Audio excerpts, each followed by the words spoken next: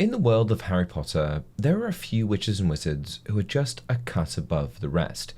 Grindelwald, Voldemort, Dumbledore. And while they are all undeniably unique in a multitude of ways, what truly sets them apart from the rest is their immense magical power, the ultimate currency among witches and wizards. In a past video, I discussed why I think that these powerful few are the way that they are, whether it's attributed to their natural ability, their intelligence, their drive, or in some cases, the trauma that shaped them.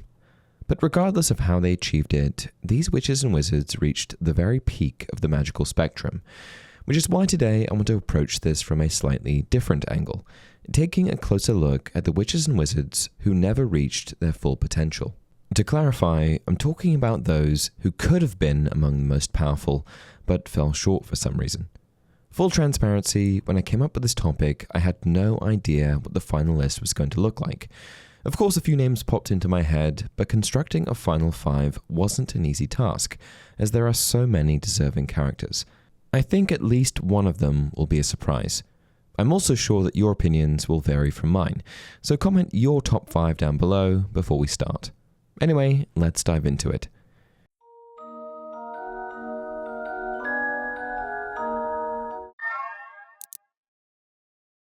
Hey everyone, welcome to another installment of Harry Potter Theory. The list of reasons for why some of these witches and wizards fell short of achieving their magical potential is pretty vast, but whether they died young, simply weren't ambitious enough, or were unwilling to fully push the boundaries of what they were capable of, the result is the same: unfulfilled potential. But before we continue, I just want to mention that only 30% of you are subscribed. So if you enjoy the content, please consider subscribing to support the channel. And kicking things off with one of the best examples of wasted potential we have, in my opinion, one of the most criminally underrated wizards in history, Barty Crouch Jr. I want to start off by saying that Crouch Jr. deserves a place on everyone's list. What he was able to achieve in his life despite a lack of guidance and an extremely premature death, if you could call it that, is nothing short of incredible. The list of things Barty couldn't do honestly feels shorter than the list of things he could.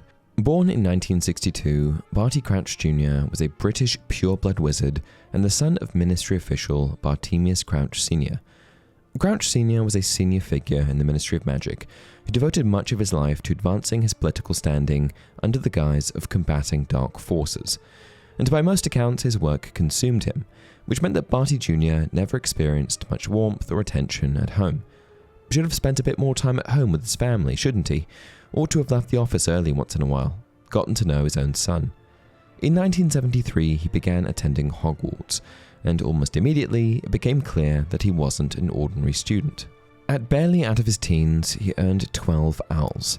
This demonstrates that Barty excelled across a wide range of magical disciplines, from transfiguration and charms to potions and defense against the dark arts. For context, that's an extraordinary achievement. It puts him in an exceptionally small group of just 3 students in Hogwarts history ever confirmed to have earned 12 owls, Bill and Percy Weasley being the others. Even Hermione, most people's go-to smart character, who is widely regarded as the most academically gifted student of her generation, earned 10 owls, not 12. And while Albus Dumbledore is described as the most brilliant student Hogwarts had ever seen, we're never actually told how many owls he earned. There's also no confirmation that anyone in canon ever surpassed 12. So academically speaking, Barty Crouch Jr. was operating at the absolute upper limit of Hogwarts performance. And that's before we even get into what he accomplished after leaving school. Barty had quite an eventful time after leaving Hogwarts. In his late teens, he joined Voldemort and took the Dark Mark. And not long after that, he was arrested and sentenced to life in Azkaban for his role in the torture of Frank and Alice Longbottom. Eventually, through a covert plan orchestrated by his father, Barty was smuggled out of Azkaban in a polyjuice-fueled exchange with his dying mother. He was then kept hidden at home under the Imperius Curse for years, controlled, monitored, and effectively erased from public life. But eventually he broke free from the curse, and this is significant in and of itself, because resisting the Imperius Curse is something very few witches or wizards have ever demonstrated the ability to do. Next came arguably his most impressive achievement of all, capturing and subsequently impersonating Mad-Eye Moody for an entire year, all while avoiding detection even from Dumbledore. In order to do this, Barty brewed and consumed Polyjuice Potion daily for months, demonstrating high-level potion-making skills. While impersonating Moody, he also successfully executed a long-term strategic plan, manipulating the Triwizard Tournament from behind the scenes, subtly influencing events to ensure a specific outcome without raising suspicion. In the classroom, he performed all 3 unforgivable curses with ease, suggesting not only familiarity with dark magic, but advanced proficiency in casting it. And ironically, although he was a dark wizard masquerading as a professor, he was actually one of the best Defense Against the Dark Arts professors on record. The most impressive part, all of this was accomplished under constant scrutiny in one of the most magically secure environments in Britain. This is in large part due to his advanced capabilities in the art of occlumency. The level of planning, patience, and sustained magical performance required to maintain the Hogwarts operation is exceptional. And perhaps most impressive of all, Barty accomplished the majority of these feats in his late teens and very early 20s, well before most witches and wizards reached their peak. Sadly, Barty ended up dying to a Dementor's kiss at age 33, marking the functional end of the Crouch family bloodline. But I think that had Crouch lived a different life, with a family that didn't neglect him, he could have not only been a better man, but also a more powerful one. Peter Pettigrew. Alright, I know what you're probably thinking here. Pettigrew? Please hear me out. Peter Pettigrew is rarely included in discussions about magical potential, but the truth is that he's discounted largely because of his personality. He's remembered as cowardly, opportunistic, and morally bankrupt, and both his allies and enemies viewed him as weak. However, reputation and raw magical capability are not the same thing, and if we isolate his actions from his character, it paints a better picture of what he may have been able to achieve. Born in 1959, Pettigrew attended Hogwarts alongside James Potter, Sirius Black, and Remus Lupin. He is often described as the least talented of the Marauders, and Professor McGonagall once referred to him as hopeless at dueling. However, being the weakest member of an exceptionally gifted group doesn't necessarily mean he was untalented, especially if we consider the fact that students simply develop at different rates. Case in point, Neville Longbottom. James and Sirius also happened to be extraordinarily capable students, and Pettigrew existed in their shadow. Even J.K. Rowling later admitted, it turned out that he was a better wizard than they knew. Let's take a look at some of his accomplishments. With a bit of help from the other Marauders, Peter became an animagus at the age of 15. Animagus transformation is an advanced and highly regulated branch of transfiguration, requiring exceptional precision and control. For comparison, Hogwarts Transfiguration Professor Minerva McGonagall achieved this feat at 17, and she did so under the direct supervision of Albus Dumbledore, widely regarded as the most accomplished Transfiguration Master of the era. Even at Wagadu School of Magic, an institution known for its intensive focus on self-transfiguration, students typically become animagi around the age of 14. But Peter, attending a standard magical curriculum at Hogwarts with no specialized focus in this area, achieved the transformation only a year later.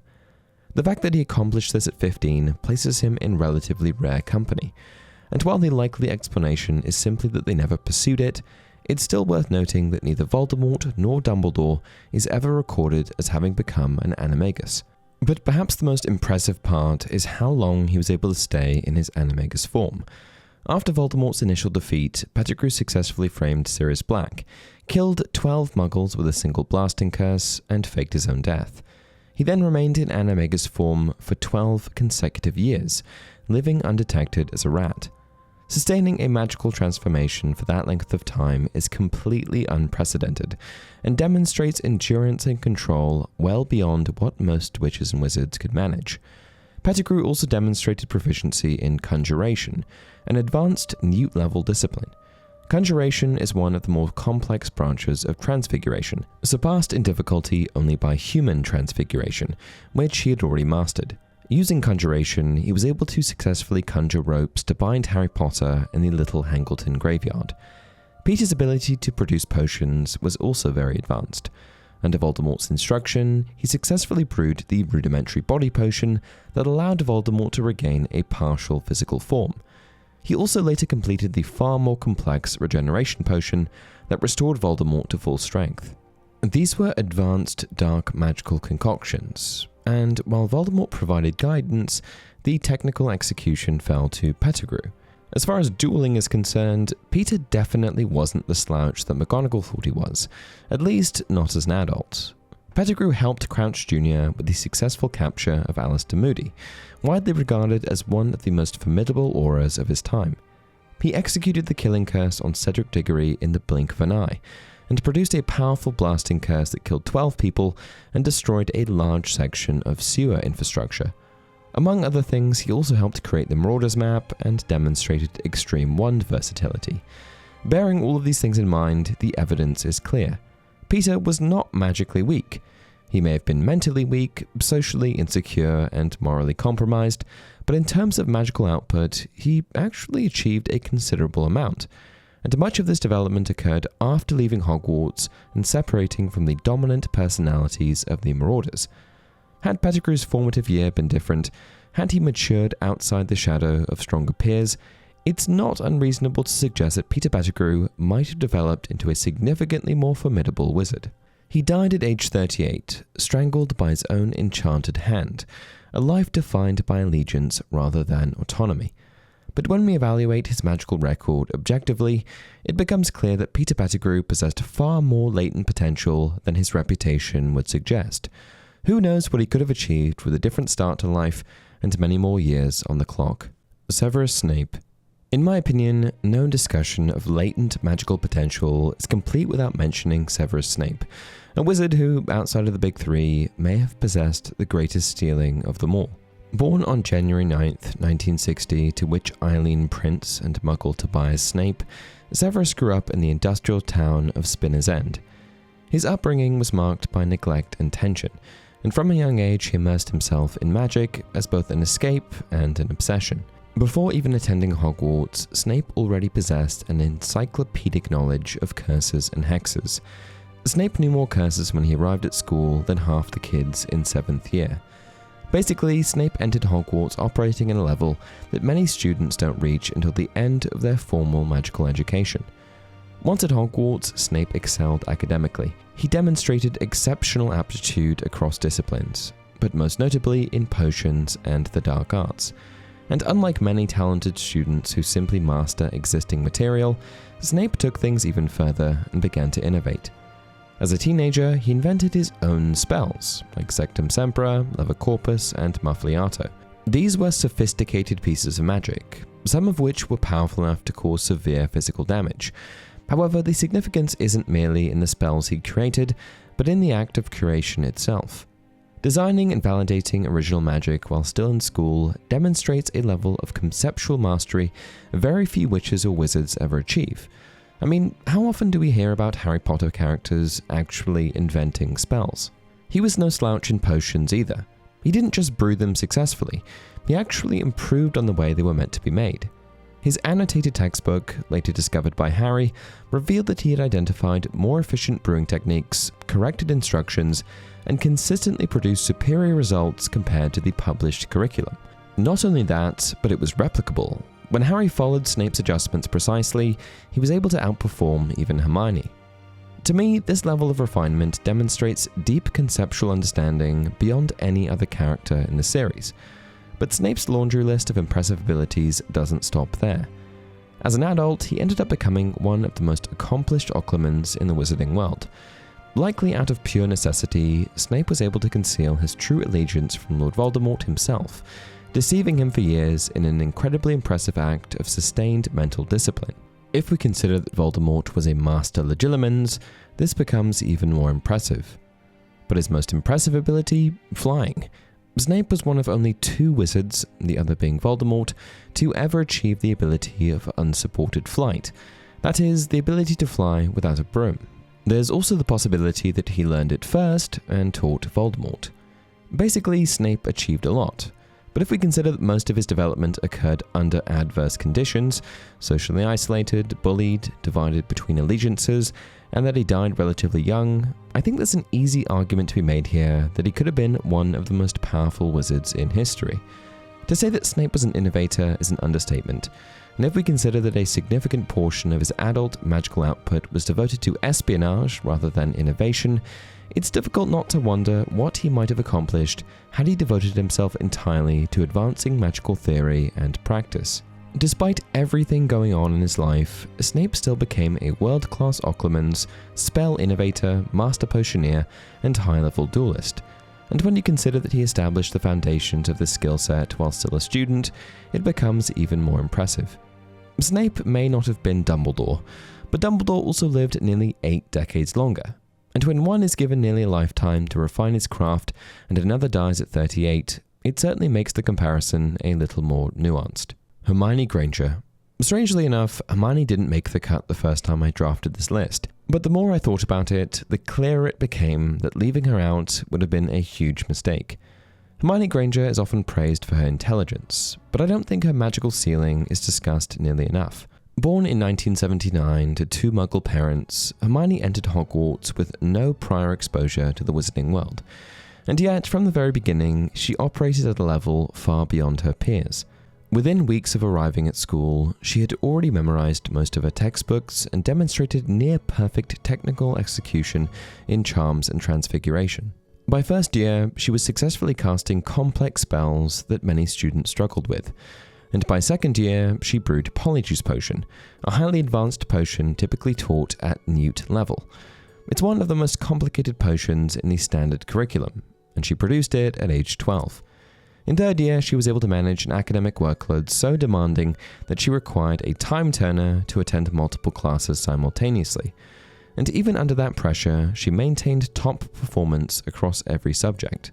And by fifth year, she was casting a Protean charm, advanced Newt-level magic to link the coins used by Dumbledore's army.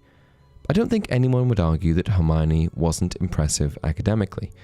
But although Hermione certainly worked hard to achieve top marks, I do think there is something special about her. I don't think just anyone could apply themselves in the way she did and have the same sort of success. There's also the fact that Hermione's abilities weren't confined to academic settings.